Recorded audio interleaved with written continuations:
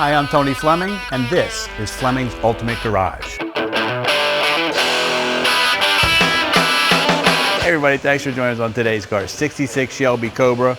I probably didn't even need to tell you what it is. You get a peek at this kind of car, and although it's surrounded by incredible iron right now, when this car rolls down the road by itself, even if you don't love cars, even if the car to you means nothing, this car rolling down the road, you smile, you need to look, you need to tap the person next to you to look, because it's almost like a cartoon. It's so ridiculous, it's incredible the thoughts that Shelby had when he was designing this original tiny little British sports car and shoving this big V8 in it.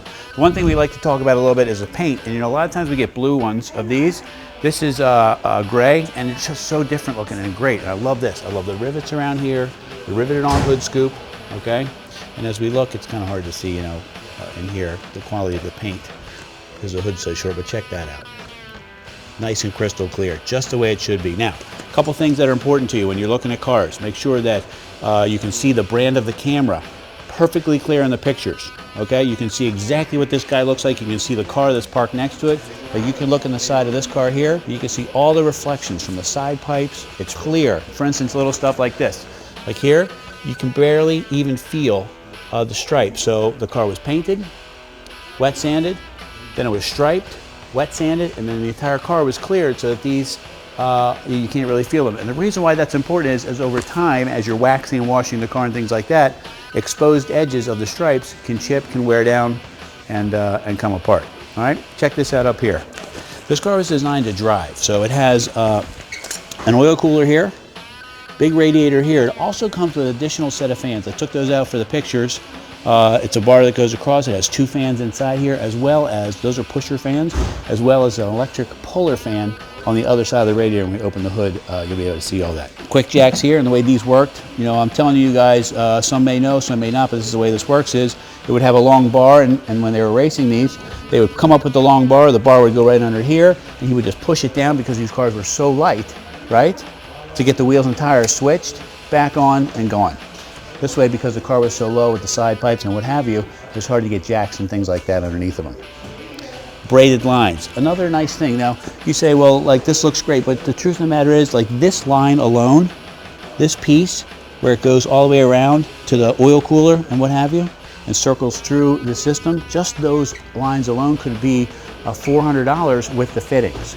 So as we walk around, this is not like your typical cobbled together kit car. It's a factory built ERA car with some really, really good bits and some really expensive parts. These are Goodyear racing tires. You can drive on the street with them. They're not as grippy as today's modern tire. It does say for racing use only. I think these are what they refer to as Goodyear Blue Streaks, but they look great with the big letters on them. But you might be better off with a set of BF Goodrich radial TAs. Now, this is important. These are the real deal Halibrands here, okay? Embossed on the side, okay? With the real spinner. This is not a bolt-on where it's covered up. This is a real spinner. Inside are two-piece brake rotors. This car was built to go, and everything in it is heavy-duty. It's safety wired. One side has left-handed threads on these spinners. The other side has right-handed threads so that the spinners don't come off. Walk around jet hot coated. I say jet hot coated. It's really what we call a ceramic coated. The reason it's ceramic coated is because it'll keep it from changing colors, keeps it nice looking. Because if it was chrome or polished, then it starts to blue and things like that. So you want to be careful of that. This is kind of nice too. Another nice touch. This is a stone guard, and they've actually applied this underneath the clear coat. And this, what that does is protects it, because the tires, this sticks out farther than the front, so the front will kick up kick up rocks no matter what, and this ends up protecting it a lot more. Big brakes inside here. We got four-wheel disc brakes. We have the independent rear. We need to come over and check that out, because that right there alone is a very expensive item. So for if it was a live axle, meaning it moved up and down like a Camaro or a Mustang or something like that, it doesn't allow much suspension travel because the drive shaft is so short. So what they do is they fix the rear end in place, and then they make the axles move up and down independently. So this car has four-wheel independent suspension. And here's the one thing I love about it. Check this out. Look how smooth it is underneath here. Now keep in mind, this is a 50-year-old car. The design is 50-year-olds. Look how smooth it is underneath there. And the reason it's smooth underneath there, because at high speeds, when these cars can hit 160, 170 miles an hour on some of the straightaways, the turbulence underneath the car was reduced. The less it's hanging down, the less going on, everything's smooth, air comes in and comes out, and that's the way that works. This is the mother load right here. Now check this out, remote oil filters, okay? Remote oil cooler filter. This is what they call the puke tank, so this is the overflow tank. Look at the size of that electric fan of that radiator. It's the entire width of the radiator, and look how deep the radiator is too. It's nicely sealed up in here. The Cobra air cleaner, the Mons valve covers, everything in here is nicely done. It's hard to believe that this, 500 horsepower engine fits inside this car. But the truth of the matter is, this is as much room inside this car as it is if this engine was in a Mustang. As a matter of fact, it may even be a little bit more. They just made it so easy to get to. It's just incredible that all this worked out that way.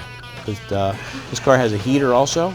It has a tonneau cover that goes over and snaps all the way around. That's what the snaps are for around there, so you can zip it closed during the day and it keeps your interior all nice and clean. You can unzip it for one person or just take it off for two and it goes right in the back. Okay? A big quad carburetor in there, oil filter there, all braided lines with fittings. Every spark plug wire labeled and numbered. Every piece of wiring labeled. Do you know how long it takes to do all the little things? Anybody could cobble together a car, but when it's factory built, you can clearly see some nice stuff. Look at the size of the frame, big frame. It's got horns on it, so you know this is really can be used as a street car also, but it'd be awesome to take this car on a track day. Great impression as you roll around the road, and this thing just makes it sound like no other car does.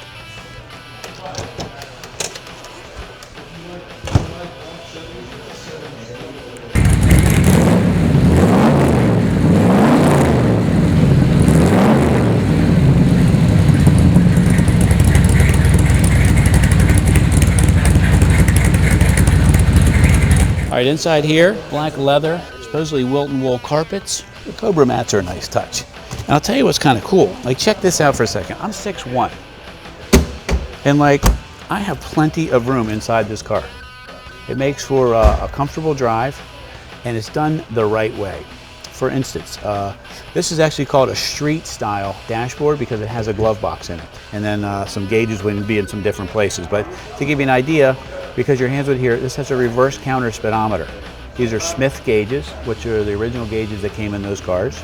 It has wipers, it has a heater, it's got this fire extinguisher. I don't know if you will ever need a fire extinguisher, but this is kind of cool, and this is the reason this is there.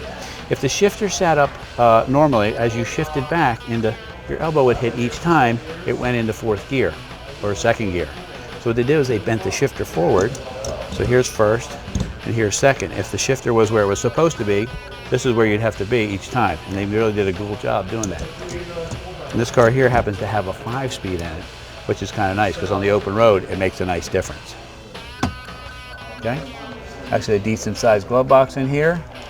Kind of a cool picture of the car being built.